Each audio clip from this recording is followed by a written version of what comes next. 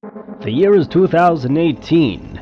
Nations are divided, paranoia runs rampant, and as soon as you think you're safe, facts become subjective. You are listening to Conspiracy Facts. Jum. Hello and welcome back to the Jumcast, starring Jum Rogers and the Jummy Boys. That's right. So I am your co-host, Ty Turner. And I'm your co-host, Jum Jummerson. And this is actually the Conspiracy Facts podcast. You will wish these were theories. So we're laying down the facts today.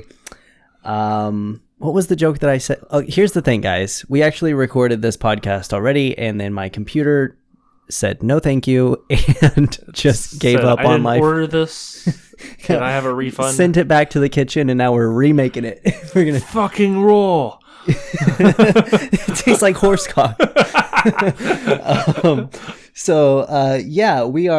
We're sinking in to some new theories, setting sail on a journey, a maiden voyage, chugging along. And we are shipping out the facts to you. Today we're talking about the Titanic. Or are we? Or are we? Is that a conspiracy? Find out the facts tomorrow on Conspiracy. The theory, there's a lot of Titanic conspiracy theories, but the one there's that we're a lot focusing... of Ty Turner. There's a whole lot of me to go around, ladies. And men. Titanic, Ty Turner. Holy shit.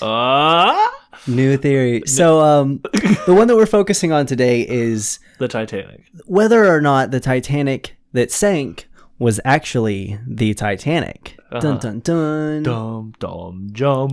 Jum. Dylan, tell us a little bit about Jum while I try to pull up the facts that I had up earlier. All right, guys. So Titanic, it's a big ship. It sunk. It hit an iceberg 1912, and it sunk, killing anywhere between about 6,000 and 4,000 passengers. Don't really have a number on that. That sounds accurate. Titanic was built, claimed to be unsinkable, based on a new technology that they had with different compartments in the undership carriage in the boat, so that way it wouldn't sink. Well, it turns out they were wrong, and it did. They didn't know what they were doing. Allegedly. Jum.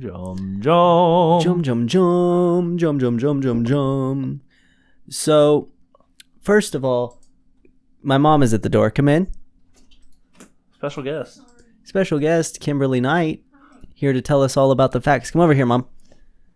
Come over. There's no video. Come on. Yeah, promise. Come here. Here, we only do print media. Talking to this microphone and tell us all about our print media coming out soon. Coloring books. Oh, good. I had no idea. I think it's going to be great.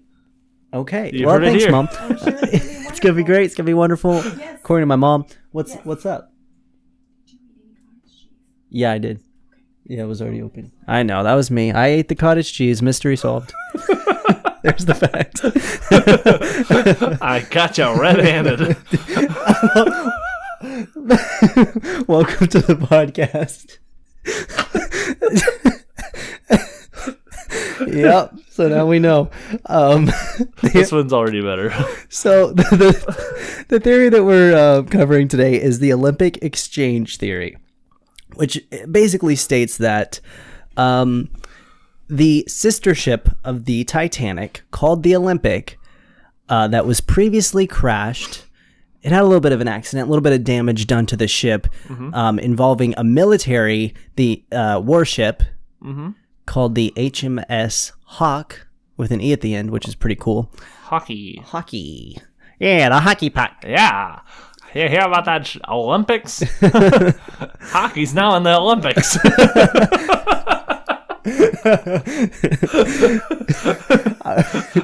Yep. HMS and RMS, am I right?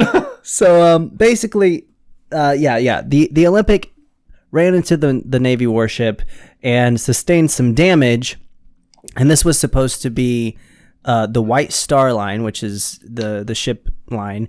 It was kind of their main girl, and so when that happened, they were real fucked up about it. J.P. Morgan had just purchased the White Star Line, and he was not happy about his big damaged Olympic. He was pretty sad. So when they take it in for repairs, they have it docked next to the brand new beautiful Titanic, and they decide, hey, let's do a little switcheroo.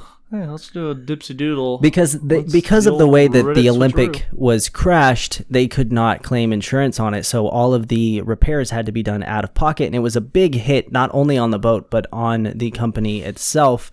So they decided, hey, our switchy dipsy doodle is going to be one where we take our brand new ship, the Titanic, and we tell everyone it's an unsinkable beast. Big ol' bitch. And it's a Bessie, if there ever were one. Big old Bessie. and we're gonna switch it out with the Olympic, and we're gonna cover up those portholes, and we're gonna say, hey, you're on the right ship, but then we send them out to a watery grave for the lulz, just for the meme. And so Do it for the stunt, as Russ would say. Right, exactly. So they said, what's the biggest stunt we could do with this broken ship? Oh, let's put a bunch of innocent people on it and sink it on purpose. Well, Get money. The first idea for stunts was they were going to jump it off of a skyscraper. But they couldn't find one in the water. They couldn't find one in the water. They were looking for Atlantis, plus they couldn't get the backing behind it. JP Morgan was like, well, I'd do it if we had a big enough building. Well, we just can't find one, so it doesn't seem like it's going to pan out. Yeah. So they went with sinking a ship full of hundreds and possibly thousands of people. We're going to run it into the Iceberg instead. Stunt life. So what happens when we run this ship into an iceberg? Thursday at 5, only on ABC. 1910. 12. Wait. 12. Was it 1912? Yeah. So some support as to, why it might have been purposely sunk, basically for the insurance money. They wanted to cash in on it, and the reason people are even inclined to believe this is because it's true. It's true. It's the facts. When you look at the ships in the harbor, the last photo that was taken of the two side by side, I mean, they are damn near identical. Damn it, boy, if they are you would hardly be able to tell them apart unless you were looking for specific details. And those specific details, when examined a little closer, you could see, there are 14 portholes on the Titanic, evenly spaced. The Olympic, the sister ship that supposedly sunk in Titanic's place, there are 16 unevenly spaced. The windows are also a little bit different, and the construction of like some of the front main deck stuff is just slightly different. The port bow. Yeah, but when you look at the actual sunken Titanic ship and enhance the photos, enhance. Jesus Christ, it's Jason Bourne. Exactly, it was Jason Bourne the whole fucking time. And you can see that the Titanic that is at the bottom of the ocean that sank resembles a lot more of the finer details of the Olympic, such as the portholes and the differing construction. And so it's a little bit fishy. A few other little fishy things about this boat. There's a lot floating around. That was my original joke. I just remembered it. Thank you and good night. JP Morgan and his family were supposed to sail on the Titanic, but backed out at the last minute, claiming they were all sick. And yet there were photos of them and reports of them actually being on holiday and just hanging out and having a good old time, out shopping and getting dinner and fucking around. You just made so many noises, Dylan. God damn it. That's okay. What's the daisies? So that's kind of weird because the guy that owns it just decides to cancel his trip on the unsinkable ship right before it has its maiden voyage and sinks horribly. Yeah. Also, when you do the math for like how far the Iceberg was and like the rate they were traveling, they should have easily been able to steer clear of it. Mm-hmm. And they didn't. They ran right the fuck into it. Yeah. Why? It was a stunt. It was a stunt. Now, well, never mind. I'll save it for when we start tinfoil hatting. Okay. Yeah. We're still kind of covering facts. When we really get into the deep facts, deep web, the deep web of facts, back page, we'll get in there. And also, along with JP Morgan and some of the other higher ups, there were a lot of staff workers and crewmen that decided at the last minute they weren't going on the boat. There was definitely something going on, and then and then it sank. Mm-hmm. So I don't know, man. Your facts are as good as mine. Dylan, bring some facts to the table. Let's hear it. All right. So now, my main theory on how this all went down is something that we've covered in the first part of this recording. Right. In the original No, podcast not in the recording. original, in this recording. Oh, okay. We've already talked about it. This is new theory. Okay. So, J.P. Morgan, right? He's this big investment banker. Still has his banking firm around today, J.P. Morgan and Associates. Obviously, it's big. He's a big dude. He's popular. Large in stature. He's ginormous. He's tall, 9 feet tall. Which is the fact that most people fail to recognize about J.P. Morgan. They always think about the money. The first thing I think of is the hulking presence that his height brings. Yep, that's the thing about it. Now, what a lot of people don't know about J.P. Morgan, if you is that he's actually 3 feet tall. And he constantly walks around with an elaborate series of mirrors that just provide the illusion that he's 9 feet tall. Some people have called him the human disco ball. So you never really know. When he reaches his hand out to touch you, you never know how far that distance is going to be. You could have the best depth perception on Earth, and really, you would not have a clear indicator of where J.P. Morgan actually was in relation to you in space. Well, yeah, exactly. Now, the thing about J.P. Morgan, though, is, 1912. They still, a lot of documents were either handwritten or typed with a typewriter. I believe that they had typewriters then, right? A Titanic writer. Titanic Turner. Oh, fuck. Is that your middle name? Yeah. Sebastian Titanic Turner. Yeah. I go by Ty for short. Ty for short. I've shown you that meme. Oh, it's one of my favorites. I can't find it, but it's what's your baby's name? His name is Skylar. It's a mixture between Tyler and skateboarding. I love that. That's awesome. I'm sorry. I keep fucking up your fact. It's all so good. Lots of things were either handwritten or typed. Handwritten or typed. So one of the things that... Which still holds true today. Right. But there was a lot of ink being used, right? Mm-hmm. So... ink blots are kind of, a little bit of everywhere. Ink smudges. Ink was a very, not a very fast drying liquid. Right. So what could have happened is, or what did happen, I believe. J.P. Morgan's real name isn't J.P. Morgan. His real name, fuck. His middle initial is a B. Oh, shit. So what happened was, I'm sure he wrote J.B. Morgan and then smeared his hand, and it looked like a P and a dot. It looked like a P, and they're like, "All right, J.P." And for he must have been hard of hearing or something for the rest of his life. He's like, "Yeah, J.B. Morgan." They said it right. He was embarrassed. Yeah. Well, you want to know why? Why? That's his initials. Why? Because J.P. Morgan is J.B. Morgan is Jason Bourne Morgan. Holy shit. Yep. Jesus Christ. It's Jason Bourne Morgan. Wow. That's busting open the facts. Yeah. That's the only logical explanation to why he wouldn't be on there. If you watch a lot of the Jason Bourne movies, which are somewhat fictionalized but based off of a true story, he's constantly switching where he's gonna go once people are onto him. He's a tricky little guy. He's a tricky little guy. He's a hard case to crack. Yeah.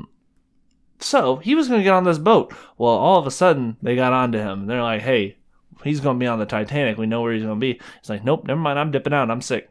And he goes to Wales. That's where it said he went, right? Wales. It was either he was in Wales or his family was in Wales and he was somewhere else. But yeah, something like that. So you never really know where he is. You never really know where J.B. Morgan is. So that's just a quick little thought of it. Maybe to throw him off the scent, fake his death again. Right. He went and sank the Titanic. Had this whole thing planned out where it was, really the Olympic that sunk. And it happened to be a good business decision. There were a lot of people backing it. And he's like, hey, He's like, shit, that was nice. Yeah. Good call all around. Yeah, this is perfect. So that was his way out of the limelight again. I like that. Yeah. I think that's a fact. It should be a fact, I believe. And now when we're talking about the switching of people and the purposeful sinking in that light, I think it is important to bring up something that we mentioned in our last rendition of this exact podcast, where we talked about Jack. Because as we know, Jack, the main protagonist of the Titanic story, what a lot of people don't know is that it was actually Jack the Ripper. Right. The esteemed like 1800 serial killer from London. Yeah. And the thing that doesn't make this so outrageous is that this ship was built in Europe. Right. It was built in the Netherlands, where was it built? I don't know, but it was like in Southampton is where it was leaving from. Okay. So, I feel like it might have been, I don't know, it might have been in Great Britain. It might have, anyways, Europe is a pretty condensed country compared to like the United States. You can get from one place to the other pretty quickly. So it very much could have and was Jack the Ripper, who was Jack, painting Rose, on the door, Yeah, laying on the door, doing all that shit. He sunk down, and then he put in his breathing apparatus that Jason Bourne Morgan had provided him with, and then they got off and collected all the money. Yeah. And it's wild. It is wild. And when you think about it, I think a lot of the intention to sink the ship had to do with the fact that the higher ups knew Jack the Ripper was going to be on the ship, and it was a whole trolley problem situation where we sacrifice a few to save the many potential victims of Jack the Ripper. Yeah, and as we've discussed before, that math may not exactly line up, but what if it does? What if it does? I mean, we don't... He might have had 6,000 to 4,000 victims in his lifetime. Right. So it might have been worth it to kill all of those people on the Titanic to get one of them down. Right. And who else is to say that there weren't more killers on the boat? Why would Jack the Ripper be the only murderer who would want to be surrounded by a bunch of people? That's true. That seems like if you murder people and you make money somehow, why not go on a giant boat trip? That's the exact thinking that I believe went into it. Now, what we haven't discussed is the bear situation. The bears. The bears on the Titanic were a lesser known threat because of the iceberg. Right. But yeah, we sort of got into this last time, and I'd like to rediscuss this. So if you can, just do your best to come at this with fresh ears, because this is a funny story to hear for the first time, slightly less funny to hear for the second time. Right. I went on a cruise. Thank you so much, Dylan. It was a funny cruise. And on this cruise that I went on a few years ago with my family, we had a fire drill. There was a small fire on the ship while we were out in the middle of the ocean. It wasn't a big deal. They had it contained, but we had to do the whole number where you put on your life jackets, you go stand on the deck, and you all hold hands and sing Kumbaya. So as we were doing this, my little sister asked... Red Rover. Yeah, send the fire over. And it was sort of like a game of hot potato. And literally. It was a very hot potato that day. My little sister asked, what's going on? What happened? Why are we all... What's that... Oh, fuck me. Okay. And so I said... I don't know what I was trying to add on to that, but she basically just asked why we were all out there doing that thing that we were doing. I said, there's a fire on the ship. And she misheard me and thought that I said there's a bear on the ship. I know you're fake laughing, but I still genuinely, it cracks me up because of the fact that we're in the middle of the ocean.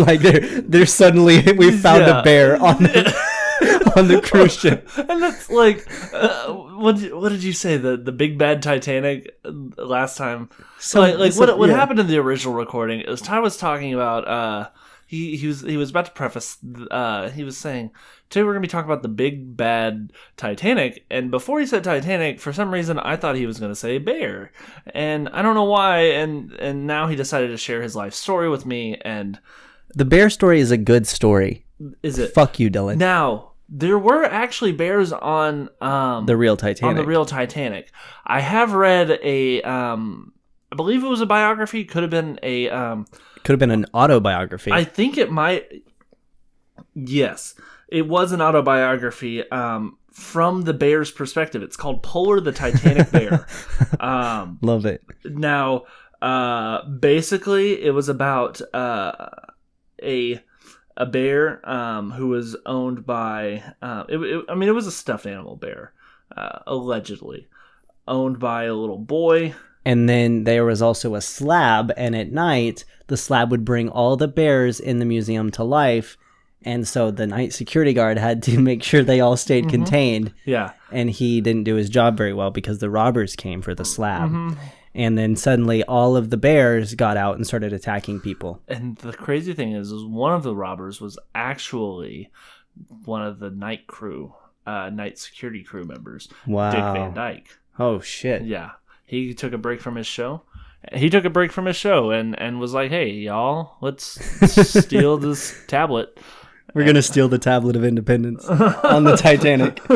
Not knowing that it would bring all the bears to life. What I don't like about the movie The Titanic is how they did cut out the bear scene. Because I know that you said you've actually never seen the film. Right. Which is disturbing. Yeah.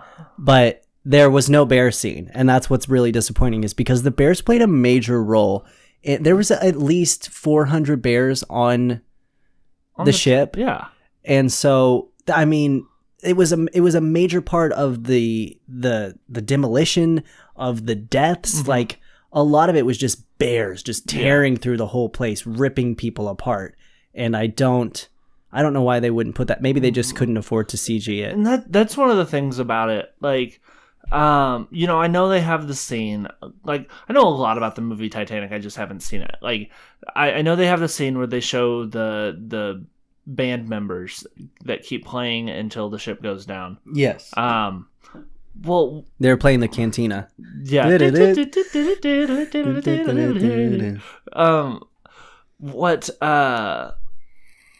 showed that, and okay, I get it. That's cool, whatever. But, you go down with the ship. That it's not just the captain, it's the band, it's the bartenders, it's the bears. The bears. That's why the bears were on there. And so the bears were... good bear sings with its ship. Guys, we should get in the lifeboat. Not at all today. Not at all today. Those were some noble bears. Not at all today. Polar the Titanic Bear. I'm sorry, keep going. The Grizzlies, they were their sole, not their sole purpose. Their sole purpose was entertainment, but like after the ship started going down, their purpose was to put people out of their misery. How do you really think they want, stories getting out of like people freezing to death in the water? No. Right. Like they were supposed to gobble up as many people as they could. And that's ultimately what weighed the boat down. Was they ate so many people and they said, that's a good dinner. And when they sat down on one end of the boat, that's whenever the Titanic hit the iceberg, went up, and then it kind of capsized the whole thing. Yeah, it did like a whole 360, and then it ended up in the exact spot that it just was. Right. And then, but like a vertical 360, like instead of like spinning around in the water, it spun around in the air. Like hit the iceberg, bears went to one side, and then it like did a flip up in the air and sunk. Yeah, and it went right back down on top of the iceberg, and then split in half. Yeah, it was a whole mess. It was quite a spectacle. I can't believe that they actually got it on film for the movie, for the documentary. Yeah, this some wild facts here. We're going to take a little break and hear from our sponsors, different ways you can support the show, and we'll be right back. All right, guys. Welcome to the ad break. I am not Ty, but I will tell you how you can give us money or support us. First off, you can support us on Patreon. There's a podcast here. You give us money, we give you a podcast. But you get a video podcast. You get a monthly bonus podcast. Also, there's always the PayPal option or the cash option. You can send it directly to me. Don't don't bother Tyler with it. Then Adorable Aesthetic. It's another way to. It's another one of our sponsors. Great stuff there. Got great merch. You can buy coloring books. You can buy magazines. You can buy shoelaces if you need. Bags of Fritos. We've got all kinds of cool stuff. Just go check it out. If you type in the promo code Conspiracy Facts Podcast 2018 featuring Ty Turner and Dylan Van Zant, episode 16, you will get an exclusive podcast special of you get to pay shipping. And that's it. Jump. Jump, jump, jump, jump, jump. And we're back. Guys, I have no idea what Dylan just said to you, but hopefully he mentioned some of our real sponsors and way to support the who fucking knows. Just check the description. You never know. So Dylan, let's wrap up the Titanic facts. Tell me what you're thinking. I really think Jason Bourne was heavily involved. Absolutely. Yeah. I think that the other facts that I remember that I just don't want to mention right now are also true. Right. I think, the Titanic and the Olympic were definitely switched on purpose for insurance. I think that the Bears got free. I think that they steered into the Iceberg on purpose because Jack the Ripper was like, let's fucking stunt this shit. Let's kill him. I think Jack the Ripper tried to ramp the iceberg. Yeah. Because icebergs are kind of at like an angle. It had an angle to it. It had a slant. So that's probably, he was like, all right, let's jump this bitch. And he didn't think to consider that all the bears would go to one side after their big full meal and actually flip the entire thing vertically into the air all the way around and back down onto the iceberg, which, I mean, really, they did what they were going for. It made for a really fucking dope stunt. It really was. I mean, it was, I hate how they had to like cinematize the whole technologicize, cinematize. I really like the part where they're wakeboarding on the door. Yeah, that part cool. was cool. Yeah, see, but that's the thing about it though. They went more for the love story rather than the like action. So they cut out like a lot of the cool stuff, like when they actually were wakeboarding and Rose had Jack on there and she like did a flip and was like, check out these. They missed the part, so they kind of fudged it a little with they got a little fiction heavy about how they got out of the ship, because in reality Jack the Ripper and Rose took the door and they sort of did like what is it, like a boneless where you're like like a boneless sort of jumped off the edge of the Titanic and just ripped it down. Yeah. They landed and kind of rode down the actual iceberg like some dope ass snowboarding action. Yeah. And they go down into the water and none of that was in the movie. Yeah. None of the bear stuff was in the movie. No. None of the actual action was in the movie. It left a lot to be desired. Yeah, I'm very disappointed in Steven Spielberg. He could have done so much better, and him and George Lucas, they really fucked it up. I was really disappointed with how Darth Vader was really the father. I didn't like how they went in and took the original Titanic version that was, a classic for years, and they decided to revamp it and put all this like really cheesy animation in there and CG stuff when CG really wasn't ready for that. Yeah. And it's like, come on. Yeah, really? Like, come on. Like, that's why you have stuntmen. Stuntman. Y'all boys up to something. All right, so we asked you on Twitter to create... Transition. Yes, I didn't. That's the Titanic. Those are the facts. Now, here are your facts. Here are your conspiracies. We asked you to create an original conspiracy theory and respond to the tweet, and you guys came up with two different theories. Completely different theories. The first one that Dylan, will you read this since you know how to pronounce stuff? Yeah. I'm gonna do a little readjustment. I'll move this. Oh, okay. That'll over work. to you. Oh, nope. There you go. There we go. All right. First one comes from Noah at Lobster Vivo.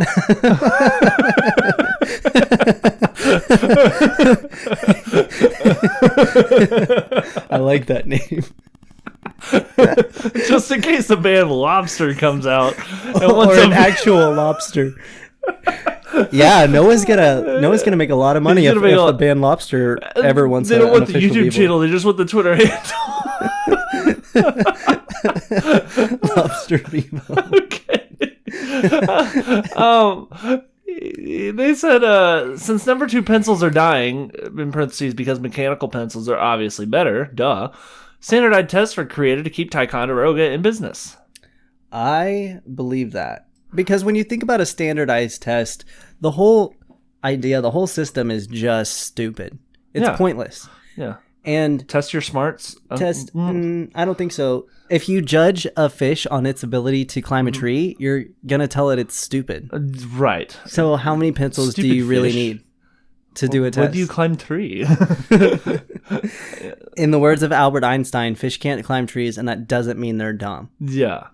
That's what he said. And so basically what happened is the Ticonderoga Ty Turner conned the Dear Yoga teachers. Baldy. Really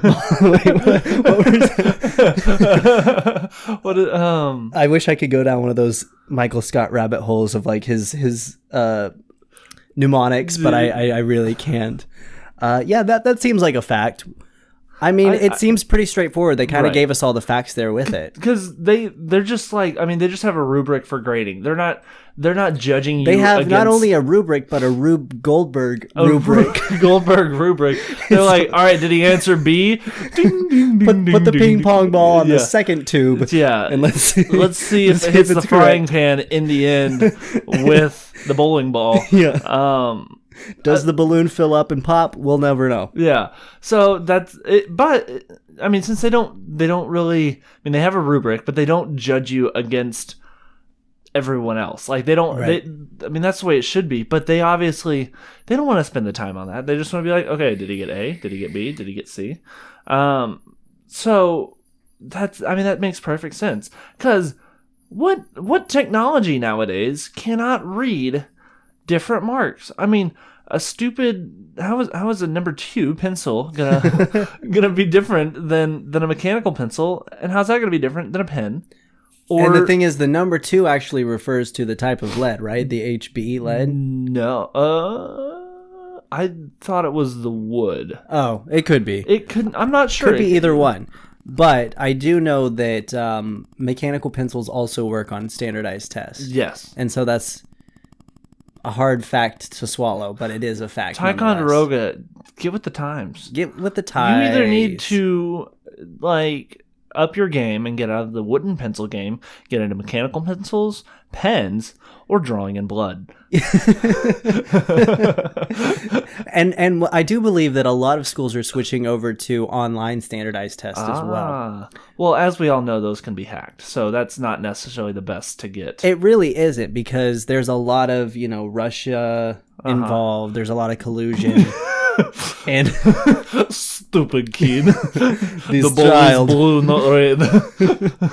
How you in 2nd grade not know this? They don't teach you how to skin bear. So to all of our Russian listeners, thank you, and I'm sorry about that. Thank you. Moving on to the next theory from y'all is Jay at One Extreme Enigma. Oh. Says every YouTuber is actually just Eddie Murphy in various costumes and makeup, and I can neither confirm nor deny that. So Dylan, I'm gonna have to let you take over. Okay. With the facts. So I'm used to YouTube. I put videos out on a channel. So I wouldn't say I'm a YouTuber, but I do know a YouTuber named Ty Turner. I can guarantee right now. Maybe we just keep the names to ourselves and we say an anonymous YouTuber. Okay, I'll switch the first and last letter of the first and last name. Ty Turner. Thank you for being considerate. Turn Tyner? Yeah, there we go. Rernert. Yeet Rernert.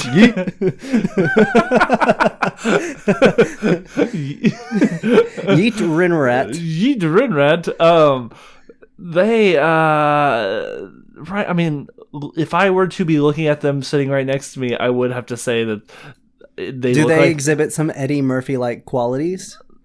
I don't feel comfortable answering that, but what I will say is if I had a lead role in a movie about a father figure who starts a preschool / babysitting service, maybe a daycare, with other fellow father figures for children, Yeah. I'd say that this YouTuber sitting next to me could exhibit a lead role in that. I feel that. Now, what if it was, a movie maybe involving a large estate, a home of a certain stature, and this home was sort of invaded by these supernatural forces. Kind of spooky. Kind of a spooky vibe. Maybe he left his key in the mausoleum, something to that extent. Would you think that maybe the YouTuber in question could exhibit some of those qualities of a lead protagonist sort of just getting scared in a large haunted mansion? I think so. They're very bug-eyed right now. Large mustache. And this is without the makeup they use for your typical YouTube video. It's because for that they would want to put on a very flamboyant persona, probably like sexually ambiguous. They want the hair that goes up into the side, tank top with flowers on it, that kind of stuff. Crop tops, Spring in My Step in the background. Da da da da da. Da, da, da, da, da. Very Jenna Marbles circa 2014 and every other YouTuber all the time.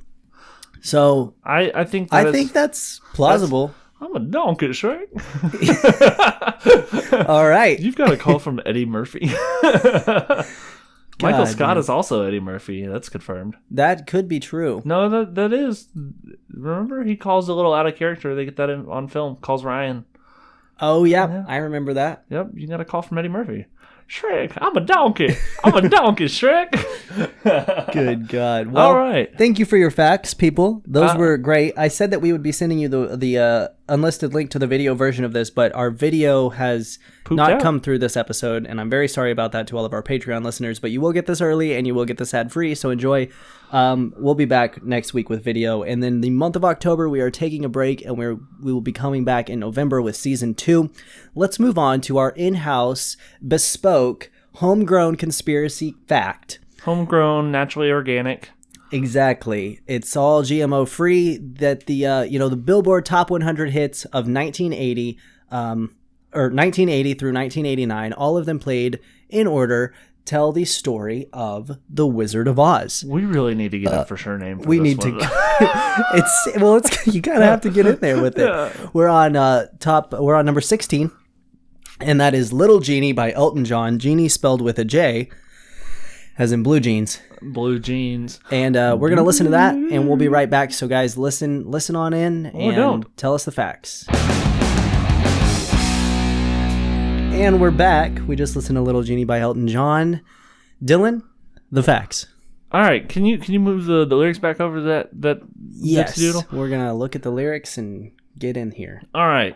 So I feel like this this song, it's obviously, I don't feel like, because there's no character in this movie called Genie. Right. So you got to think back.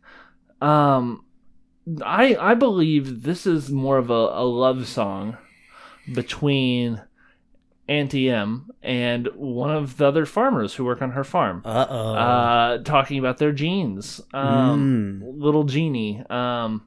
Just maybe a nickname. Even though it says she got so much love, Little Genie, it's just a little punch on the arm, I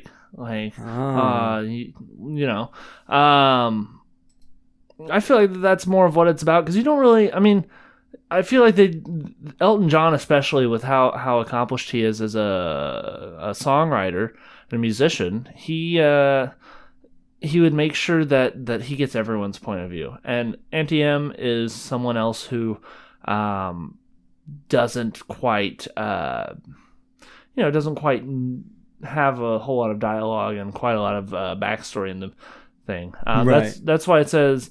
I mean, I think that some of the traits come into play here. Like, you were always someone's fool. Mm-hmm. Let's see who else or what else. I saw something else that said something. I don't remember. Anyways, like, I feel like there's some facts there. I think so too.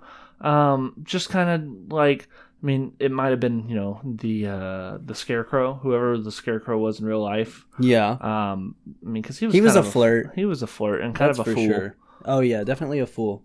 A fool and a flirt. I think A fooly flirt. a fooly flirt. Those are some good facts. My facts that I would like to bring are a little bit different. So think about whenever the gang first enters the Emerald City, and everyone's celebrating. They're being shown all these magical wonders of the city as they're taken to the wizard. And what is one thing, that's pretty prominent in that scene? Well, of course, it is the horse-drawn carriage with the rainbow horses. I think that this song is a love song from one of the rainbow horses to another one. And so they're in this amazing city full of all of these wondrous people. Of course, there's acrobats there. And that's one of the, most wonderful types of thing that Oz has to offer is the stunts. And so that's a very nice and endearing thing to say from one horse to another is I want you to be my acrobat. Everyone loves the acrobats talking about, stepped into my life from a bad dream. All of these creatures and people, I would assume, have been brought to Oz, from situations much like Dorothy, where it's not so great. And they come here and they're living this fantasy. And I think, these horses were brought together. Maybe they were in line for a glue factory or something. And it was a forbidden love. Maybe he was a show horse and she was one of a glue factory horse, and it could never be. But then they were brought to Oz and brought together. And now it's like, there it is. Because you were always someone's fool. You were just going to be a fucking piece of glue. A piece of glue. And now look, now we're searching for some lasting truth. Right here in Oz, we're living our best life. Little genie. And, it's all about horses. That's my fact. Okay, there's some facts there too. So we have brought the Titanic facts, we've brought your own facts, and we brought a little bit of Wizard of Oz facts. I hope you guys enjoyed this episode of the Conspiracy Facts Podcast. Please don't forget to check the description. And if you didn't enjoy it, fuck you. Okay. Check us out everywhere. We're on iTunes. We have a website. We have everything that you could ever want. Description for sponsored things that you could support us with. As always, technologists as your mind. Goodbye. Goodbye.